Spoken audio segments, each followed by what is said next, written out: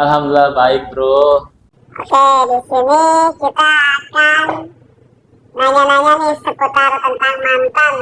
Wes, ada beberapa pertanyaan dari siapa tahu lah. Oke, mungkin langsung saja ya Mas Bro ya. Boleh, boleh, Mas Bro. Kita ke pertanyaan pertama, pokoknya dijawab yang apa namanya, apa adanya ya. Jujur berarti ya? Iya betul lah, jujur. Oke, siap, siap, siap.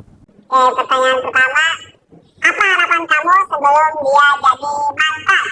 Harapan saya sebelum dia jadi mantan berarti pas ketika pacaran ya. Tentu harapan saya begitu wow, luar biasa ya sama dia. Pengennya yang ini, yang itu, pengennya semuanya tercapai gitu dengan lancar, dengan mudah gitu. Tapi apa daya emang takdir gak menjodohkan kita gitu ya. Jadi ya udahlah. Cuman kalau dari pertanyaannya harapannya tentu harapannya dulu pas masih pacaran pengen dia jadi istri gitu, pengen dia jadi ratu bidadari gitu. Ya pengen dia bersama dia lah, menua bersama dia, hidup sama dia gitu. Karena ya itu mungkin menurut saya hal yang luar biasa banget sih. Kalau harapan saya itu seperti itu gitu. Oke, pertanyaan yang kedua, momen apa yang paling bahagia ketika dia belum jadi mantan? Kalau momen ya banyak ya momen ya. Tapi kalau yang paling bahagia itu saya rasa itu ketika lamaran Mas Bro. Ketika lamaran ya, ketika lamaran saya sama dia gitu. Jadi pas itu makanya sampai sekarang pun masih terngiang-ngiang gitu dalam artian masih kenangannya tuh masih jelas banget gitu bahwasanya waktu itu saya ke ngundang keluarga saya untuk datang ke ibu kota gitu kan, silaturahmi ke rumahnya dia.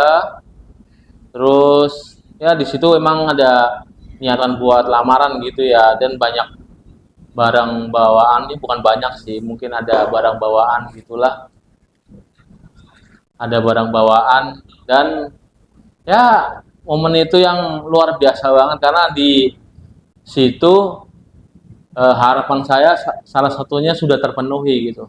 Harapan saya salah satunya sudah terpenuhi, yaitu untuk melamar dia, bahwasanya saya membuktikan saya itu suka sama dia itu bukan cuma main-main, bukan cuma untuk pacaran, bukan cuma untuk senang-senang gitu.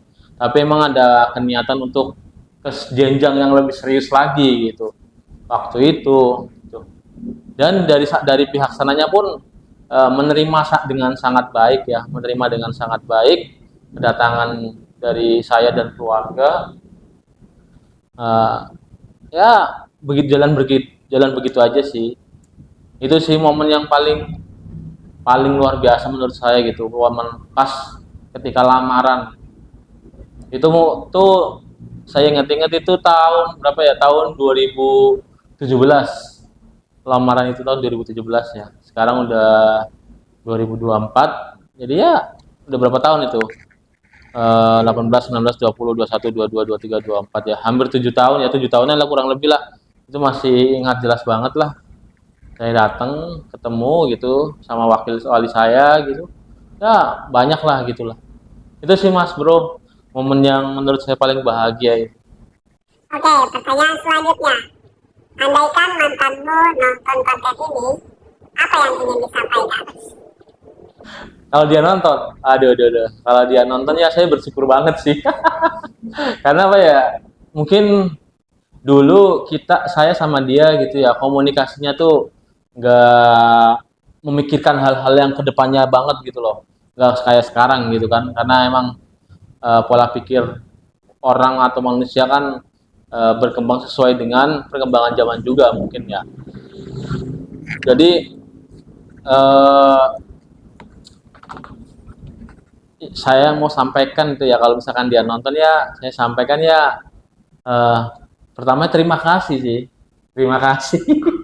Terima kasih, terima kasih ya buat semuanya gitu, karena dia yang salah satu orang yang pernah singgah di hati saya gitu, yang spesial gitu loh, yang luar biasa, yang sangat-sangat wow, amazing gitu, yang sangat-sangat amazing gitu, ibaratnya nggak bisa nggak dibanding-banding. Saya nggak mau dibandingin sih, intinya nggak bisa dibandingin sama orang lain gitu.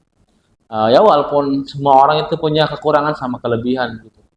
Cuman ya namanya cinta gitu ya, namanya orang sayang, orang suka gitu tuh, ya mengalir begitu aja lah pokoknya lah. Ya saya ucapkan terima kasih untuk selama kita pernah bareng gitu kan ya. Dia udah ngajarin banyak hal sama saya, dia udah ngasih banyak hal sama saya gitu. Dari pelajaran apa ya, pelajaran etika gitu ataupun pelajaran eh, apa gitu. Karena dia tuh maksudnya secara job desk kerja dulu dia dikatakan di atas saya gitulah, dikatakan di atas saya gitu. Jadi dia tuh pengalaman untuk lapangan, kerja di lapangan tuh dia lebih banyak gitu. Makanya ketika saya ngobrol sama dia tuh dia ibaratnya dikatakan guru lah gitu. Walaupun saya tuh banyak egonya gitu ya. Ya kita sama-sama punya egonya masing-masing gitu. Tapi ya disitulah makanya mungkin seni gitu ya, seni dalam mencintai seseorang kita harus menerima. Sebenarnya paling sulit itu bukan menerima sih, menurut saya paling sulit dalam hubungan itu bukan menerima ya, tapi menurut saya paling sulit itu memaklumi. Serius, kalau menerima pasangan kita, misalkan kekurangannya dia kayak gini, kekurangannya dia kayak gini, kita terima-terima tapi tidak dimaklumi gitu, kita di situ nanti ada rasa apa ya, ya gitulah pokoknya lah. Terus saya kalau misalnya dia nonton ya, kalau bisa nanti kita podcast bareng lah. Podcast bareng gitu kan, mungkin cerita gitu kan ya, lu dulu gimana sih sama gue gitu, atau gue dulu gimana sama dia gitu, dan sekarang dia udah seperti apa gitu kan, bisa jadi udah seperti itu ya kan. eh Ya itulah, luar biasa banget itu sih. Saya pokoknya ucapkan terima kasih aja lah sebanyak-banyaknya sama dia gitu. Itu aja poinnya, terima kasih itu Mas Bro. Pertanyaan yang keempat, seandainya dia ngajak balikan, apa yang akan kamu pilih antara balikan atau tidak? Beri alasannya. Wih, kayak ujian sekolah beri alasannya. Ya sebelum itu kita ngopi dulu lah, bentar lah. Boleh kan ngopi kan? Boleh, siap. Hmm.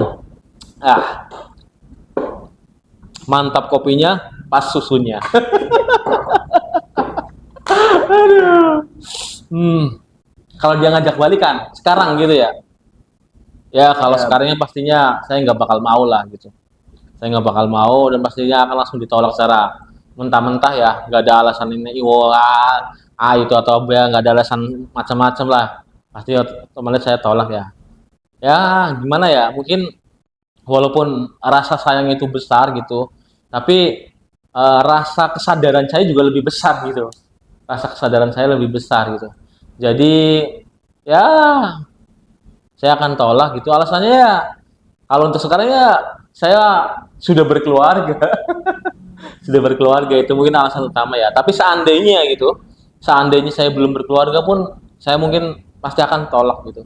Karena ya tak gitu kan, karena eh, udah pernah merasakan rasa sakit dan nggak pengen pulang lagi gitu loh. Jadi ya pasti ya udahlah, jangan ulangin lagi lah gitu. Itu sih, itu mungkin tuh itu aja Mas Bro. Ya, oke, pertanyaan yang terakhir. Terakhir ya, sebentar lagi. Mungkin ini bukan pertanyaan sih, merupakan bisa dikatakan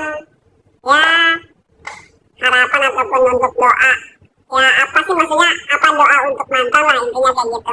Doa untuk mantan ya. Ya, doa untuk mantan ya. Tentunya doanya pasti baik-baik ya untuk sekarang gitu ya. Walaupun mungkin dulu pernah doain yang buruk-buruk. Gitu, doain yang buruk-buruk maksudnya karena ini ya. Dulu kan maksudnya karena lagi sakit hati gitu. Lagi pas sakit hati. Jadi kita tuh terbawa emosi, suasana hati gitu. Jadi omongan kita tuh jadi negatif mulu lah sama dia gitu. Harapan-harapan kita negatif mulu sama dia. Mungkin ya semoga mungkin dulu ya, mungkin nih dulu tuh saya bahas dulu. Mungkin dulu saya berharap dia jangan sampai nikah sama orang lain kayak gitulah. Saya berharap bapaknya cepet check out gitu. Itu maksudnya itu ada celutukan-celutukan dari hati itu seperti itu gitu. Cuman ya saya di situ setelah itu juga setelah kejadian itu berlalu juga saya sadar gitu bahwasanya apa hal-hal yang saya harapkan keburukan buat dia ya itu udah sangat salah gitu ya.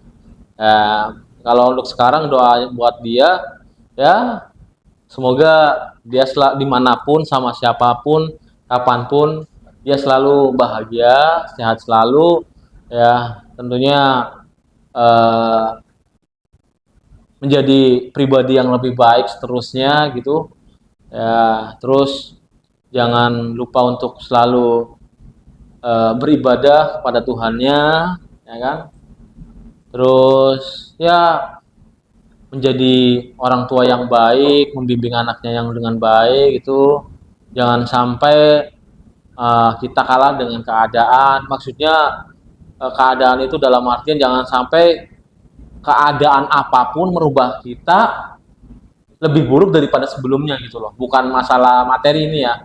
Jadi kalau banyak orang tuh berubah karena materi dalam artian ketika miskin atau ketika belum punya harta, dia ketika punya harta jadi sombong kayak gitu. Tapi saya konteks di sini saya nggak membahas masalah materi, tapi dalam artian seandainya lu misalkan kaya, ya lu tetap jadi orang baik gitu. Dan seandainya lu miskin, ya dan ya udah lu tetap jadi orang baik gitu. Jangan sampai keadaan itu merubah lu jadi lebih buruk daripada sebelumnya.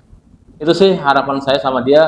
Pokoknya doa-doa yang terbaik buat dia selalu dimanapun kapanpun sama siapapun. Itu Mas Bro. Oke, terima kasih Mas Bro atas jawaban-jawaban dari pertanyaan-pertanyaan yang telah dipertanyakan ataupun disampaikan. Baik, Sobat Speak On, siapapun dimanapun berada, jangan lupa dibantu subscribe, komen ya, karena